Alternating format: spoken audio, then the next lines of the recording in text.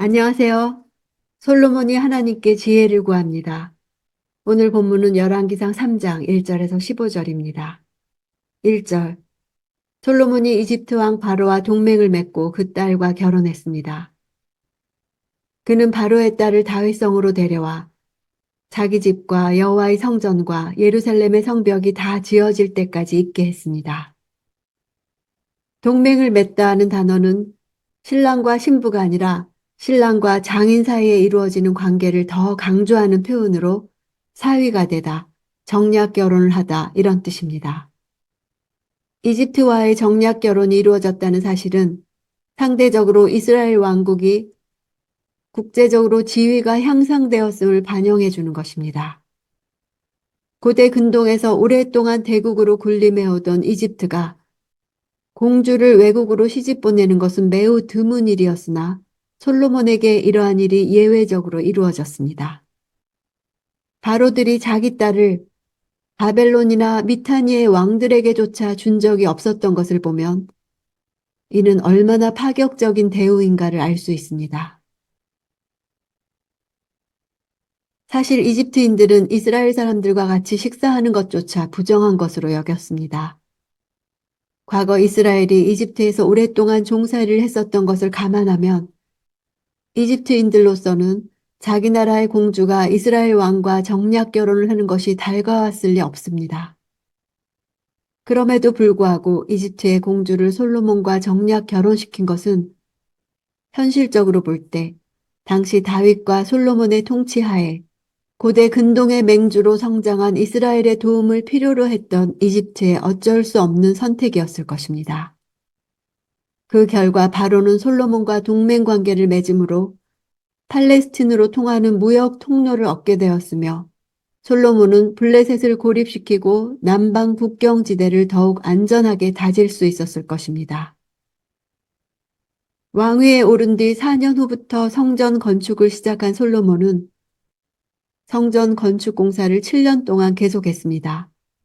그 후 자신의 궁전을 건축하기 시작했는데 이 공사는 13년 동안 계속되었습니다. 바로의 딸은 그 후에야 왕궁에 들어갈 수 있었으니 결혼한 지 무려 21년이 지난 후였습니다. 솔로몬이 이방인과 결혼하여 다윗성에 거하게 했다는 것은 정치적으로는 훌륭한 정책이었을지 모르지만 이방인과의 결혼과 이방신 섬기는 것을 금지한 하나님의 말씀을 어긴 결정입니다. 2절. 그때 백성들은 여전히 산당에서 제사를 드리고 있었습니다. 여호와의 이름을 위한 성전이 그때까지 세워지지 않았기 때문입니다. 산당은 문자적으로 높은 곳이란 뜻을 가지고 있습니다. 이는 팔레스틴의 산당이 대부분의 높은 곳에 위치했기 때문입니다.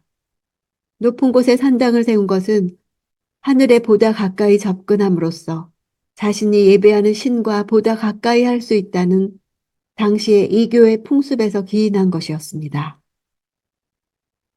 하나님께서는 그의 백성들을 약속의 땅으로 들어가게 하신 후 곧바로 한 장소를 정하여 그곳에서만 하나님께 제사드리도록 하는 중앙성소 제도를 명하셨습니다.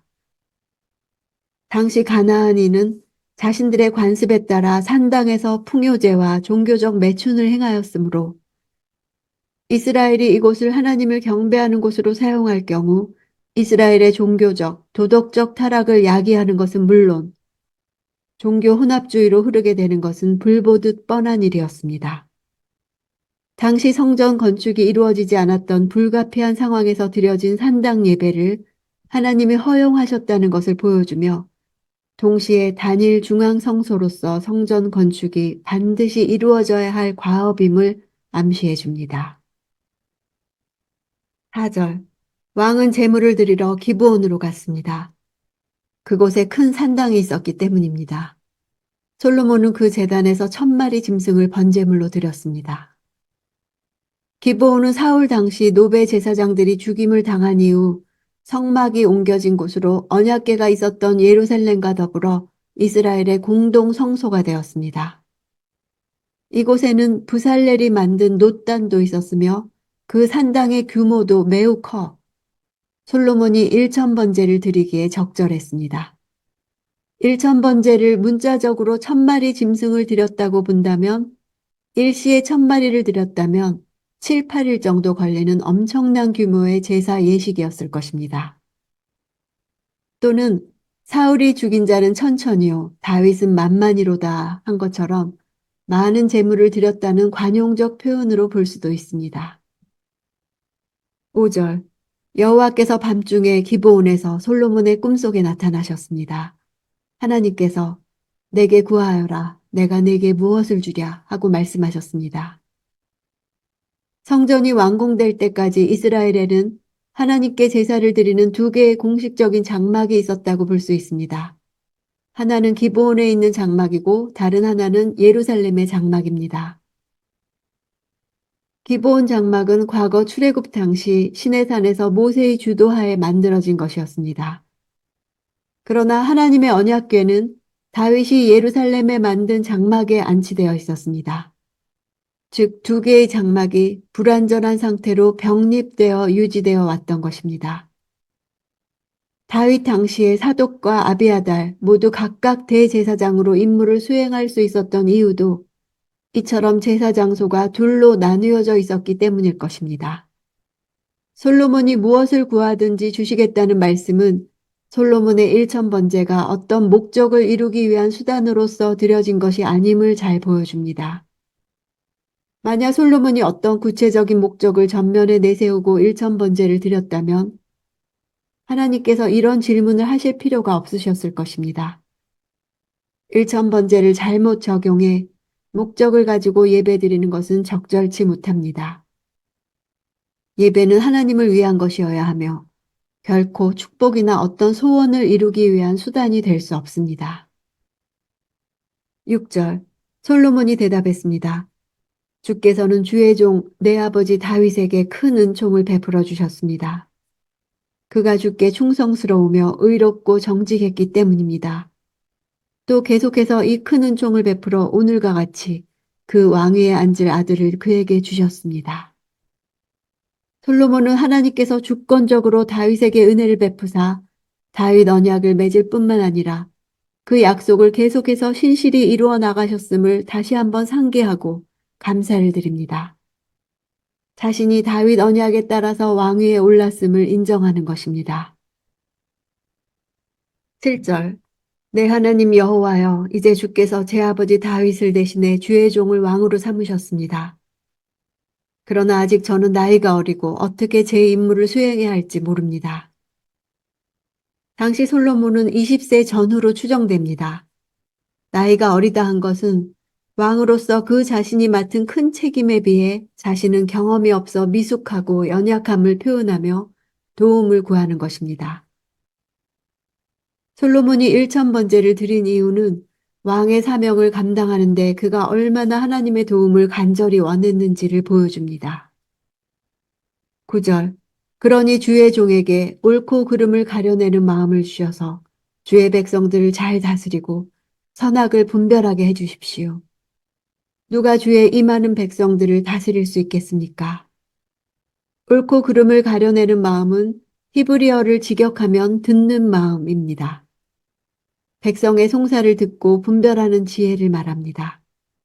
결국 솔로몬이 지혜를 구하는 목적은 주의 백성을 재판하여 선악을 분별하기 위함입니다.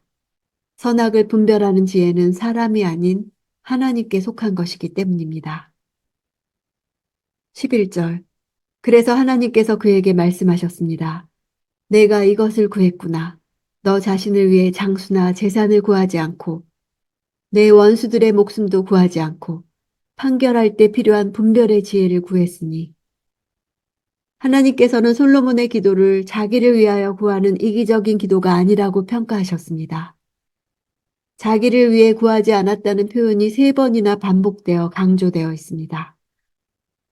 하나님께서 기뻐하신 결정적 이유가 바로 솔로몬의 간구가 사람들이 일반적으로 드리는 자기 욕심과 생명과 권세를 위한 것이 아니라 사명을 잘 감당하기 위한 기도였다는 것을 말해줍니다. 장수와 부귀와 원수를 멸하는 일은 땅에 속한 모든 사람들이 열망하는 것입니다.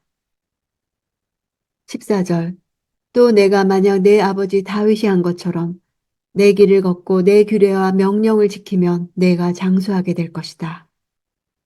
그가 구하지도 않았던 부와 명예를 무조건적인 은혜로 내려주실 것을 약속하시고 그 외에 11절에 제시된 나머지 한 가지, 즉 장수를 조건적인 은혜로 주시기로 약속하십니다.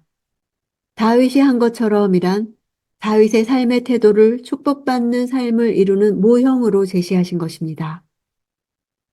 불행히도 솔로몬은 말년에 이르러 신본주의적 태도로 하나님을 전적으로 의지하던 통치 초기의 신앙적 삶의 태도를 버리고 우상숭배를 하는 등 타락의 길로 걸어가고 말아 장수의 축복을 받지 못하고 60세 정도에 죽고 말았습니다. 솔로몬은 하나님의 뜻 안에서 선과 악을 분별하기를 원했습니다. 이는 에덴 동산에서의 아담의 반역적인 태도와 뚜렷한 대조를 이룹니다. 아담은 하나님의 말씀을 듣는 마음을 지키지 못하고 선악을 알게 하는 나무의 실과를 먹음으로써 선악을 아는 일에 자율적이고 독단적이 되었습니다. 자기중심적으로 하나님께 불순종하여 하나님과 교제 단절의 결과를 낳았습니다. 솔로몬에게서 아담의 실패가 극복된 것입니다. 이는 솔로몬 시대에 유프라테스 강에서부터 블레셋 사람의 땅까지 그리고 이집트 경계선에 이르는 곳까지 모든 나라들을 다스려 낙원이 되돌아온 것 같습니다. 솔로몬이 듣는 마음을 구하자 주께서 기뻐하셨습니다.